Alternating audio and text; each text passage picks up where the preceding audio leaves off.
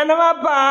इतना सुंदर गाना गौली की मजा आई गईली। तोर गानवा सुन के तो कमवा में मन लाग जाला मोटकनवा। हाँ हाँ हमारे बड़की जिज्जी नैहर का याद ताजा कई देहलू है। हाँ हमारे बड़की जिज्जी का छेले कुआ पापा तू ही खतवने पारला बाटा। अरे हम ललकी दखिना है के लेके पहिलौरवा खड़ावत बाटी जा तनी पनिया ने देखा खत्म भरायल कि नहीं भरायल। चात रहनी रे मोटकनवा तोरा गानवा सुन के रही गईनी। ए मोटकनवा घुघुरिया निकाल तनी खाई लियई फरुहवा नहीं चलावल जात बा खाली पेटवा तनी पेटवा में आन जान मान हो जाई तब न कमवा होई। अब जननी हमारे झिलकुआ पापा तो काहे हनेर रात बाटा घुघुरिया खाए के मारे घुघुरिया देखिले हम केहू खातिर नहीं लेके आल बाटी हम अकेला भर के बनाई के लेके आल बाटी। हां नहीं तो हमारा बहिनी लोगन जब से आई गेल बा धाने कर रोपनी एक मिनट कहां बाहिया से बैठ लिया कहीं सुता लिया तो नहीं टाइम फुर्सत मिलती बाय वही मन से टाइम फुर्सत निकाल के चट्टी घुघुरी छाप के ले आईली है। जनती हो दीदी बहिनी लोगन हमसे खाली पेटवा नहीं रहल जाते कोहो बाकी जिज्जी हमन के राई देबू जीवना लाई के धरा भकार काटू लोगन जब देखा तब जहरवा उगिलती रहाइलू तो हला लोगन कमी नहीं बाटू नहीं कहा तू के सबरा उठ के टहलिया पर जाए के घुघुरिया छाव के लिए जब हम छावकत तो ही में आ जालू बटवावे खातिर भाई के बच्चा चट्टी हाथवा पे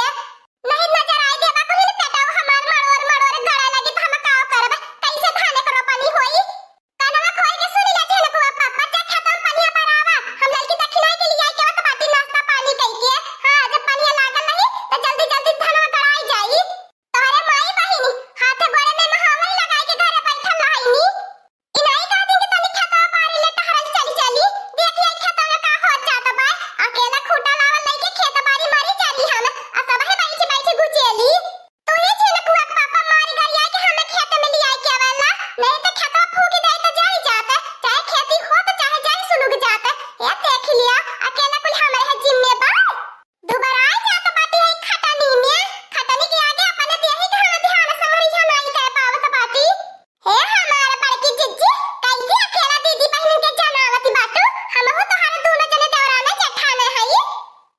जतना तू खेती में खटाइलो उतना हमने खेती में खटीला। हां नहीं तो जन सबके जनावती बाटू तोहा लगन त अपने भतारे के परदेश भेजे बाटू तोहा लगन के त भतार परदेश में रुपया नोट छापत बा अकती हमार भतार नहीं जरा के पूत बा खेती बाड़ी लेके जरे मरे बाद में ये केथुआ में ना होई है जतना कमात बाटा को रुपया धारत बाटा खेती बाड़ी करे खातिर रुपया नहीं देत बाटा। ए मोटकनवा सन्नाई मार के लाओ नाश्ता कैले आ जाई खेते पानी भराई। तू ही जिनको पापा ना माना हमारा बात याद हमारा बतिया मिर्ची लागत है ना जौने दिने अलगा हो बना दिने कपारे पे हाथ धइ के रोइबा कि मोटकनवा सही है कहती रहली है खेती बाड़ी छोड़ के कमैले धमैले होई त 4 रुपया बचाई के धइले होई त गधा लगन खाती ने अब है भाई का मुंह नहीं हारत है वो भाई तुम्हें जौने दिन लात मारिए ना दिए बुझाई का हमार बड़की जिज्जी का करू जन के दुश्मन बनाई के तैयार करे चाहत है भाई के खिलाफ है भाई में इतना प्यार बा त बनल है के हमार बड़की जिज्जी भाई का प्यार बहुत अनमोल होवाला एका का सीजन में भतार काटू लोगन अपन भतारे बनाई के खेतवा में खटवावल करा त बुझाई जाई ये ताकि ना जिज्जी बहस मत करा बड़की जिज्जी से आपन सबका बहस कैले में घाटे बात फायदा नहीं पाए ठीक कहत है उला का बहिनी नहीं तो बहस करब और लगा बिलगा होई जाब त हमने के मर्दन के भाग भाग खेती या एक परी करे ले हमार बड़की जिज्जी खा पी के पेट भरा और अपन दिमाग सही करा अब ये रोपनियो करे के बाकी बा ये ललकी देखी नहीं कहता ना नीक महकत बा। हां हां हमारे बड़की जिज्जी तो अपने पुराने के हाथवा से बनाई देलु छौक की ने इतना मजा आ जाले घुघुरिया खाई के कि हां हमारे बड़की जिज्जी अपने माई के याद आ जाले। हां हां हमारे बड़की जिज्जी तो जेठ बड़ी हमें के माई बराबर हउ तने किले में नाराज होई जाइलू या बाड़ू जने नाश्ता गौ से कई के चला पनिया बराबर खेता में लका लका धनवा गड़ी जाए तब का हमारे बड़की जिज्जी धान करो पानी अपनी कई के फुर्सत मिले तुहे लाई चली हमारे बड़की जिज्जी मेकअप से का करवाई दे अखबा सूरत बनवाई दे खाना ललकी तक नहीं जल्दी जल्दी खाना जी लकुआ पापा बुढ़िया के चुप्पे घुघुइया छौक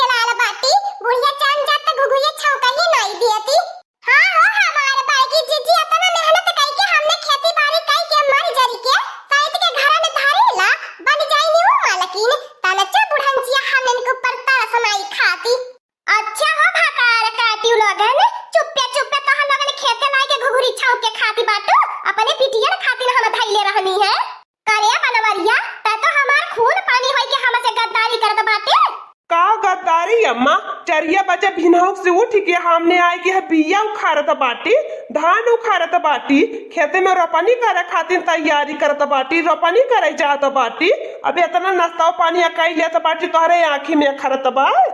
का रे बनवरिया, हम तो नहीं जाननी के तरह अपने मेहरी के गुलाम होई जाबे, ते अपने मेहरारू के बोली बोले लगबे। तोहार वो नीचे पनिया पी के बूढ़ा केतने देरिया हमने खेतों में कमवा करब।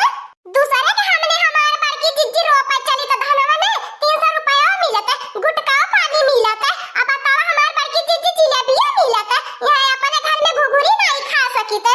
अपन बुढ़ान चोई जतिया बचा के लेके चली जाए यहाँ से, मार मोहाइली लेके आइली बाटू नीचे पानी पियाई। सबेरे से भाई ना भूखल पियासा हमने बाटी, बड़की जिज्जी का भला होए कि साथे नाश्ता छौक के ले आईनी। हाय अम्मा तो क्या तो खाना पानी के लगी अब मांगत रहा खेते, रोटियां नहीं ले होती, अचारवा नहीं लिए होती, और ना तो कुछ बसंतिया चंपा से सूखे रोटी पोवाई के चटनी पिसाई लिए होती। करे बनवरिया, हमार बिटिया तरह के काम करे खातिर नहीं आई है, अब तन्नन के रोटी पोई के हमार बिटिया खिलाई है रे। सुन ले बच्चे ने कुआ पापा, आड़े वालते वाली बात ही रहते, तो कहता कि हमारे मेहरारू झूठ बोलती है, हमरे माई बहनिया के बीच में झगड़ा लगावती बाय। सुन लिया, अब ये लगा इतनी भर के बिटिया नहीं बाटी कि सूख पाकर रोटी पोई के धान खेते नहीं पठवा में भर के बाटी नी। जब काने के घरी नहीं सूख पाकर रोटी पोई के भेजवा सकती, खाली बतावा नहीं हरे के दाना बैठे बैठे तोरी है। चुप रह मोटकनवा, चुप रह लड़की दखिनाही। आज से हमारे समझ में आई गल हमारे अम्मा नहीं है, दुश्मन है दुश्मन। ये देख ही लिया, हमें मालूम नहीं रहा कि इतना अत्याचार हमारे मोटकनवा पे करती बा हमारी अम्मा। खाए पिए में नजर गड़ाई के ताकती है। जवन की बारो जाने दिन रात हमने खटनी करीला, एक दाई हमने पैठल नहीं रही थे, अपन हार गोड़ लेके दिन भर नाचल करीले, यहाँ से वहीं से खेते से बारी लेके हमने कुल टहल बजावल करीला। जो बनवरिया जो मेहरी के पन्नू में लाटा खींचो, आज तक के अपन माई जहरी होई गईली, अब तो के अपन माई जहर लागली। ये देख ही लिया, इतने मेहनत से पाली पोस के जीवली है, सयान कैली है, बियाह गवन के मेहरी लाई देहनी, अब मेहरी के बात ही माने लागल। भगल हमारे अम्मा डर के मारे, हमारे राहत में मार मोटकनवा। आपको पैसा की चिंता फिक्र मत करे, आज से सोचत रहनी कि तोरा गलती बा, लेकिन तपने निगाह से आप देख ही लेहनी हमारी अम्मा गलती बा। अरे हमारे झिलकुआ पापा, हमें मालूम नहीं रहा कि तू हमसे इतना प्यार करेले, हम ही जिंदगी भर शंका में रह गईली कि तू इन्हें ताकल हमसे प्यार नहीं करता। ए मोटकनवा, हमारे खातिर सबसे पहले तय बाटी, फिर ओकरे बाद के होबा। अब खाई ले तो जलल की दखिना ही आराम से, अब चिंता फिक्र मत करा।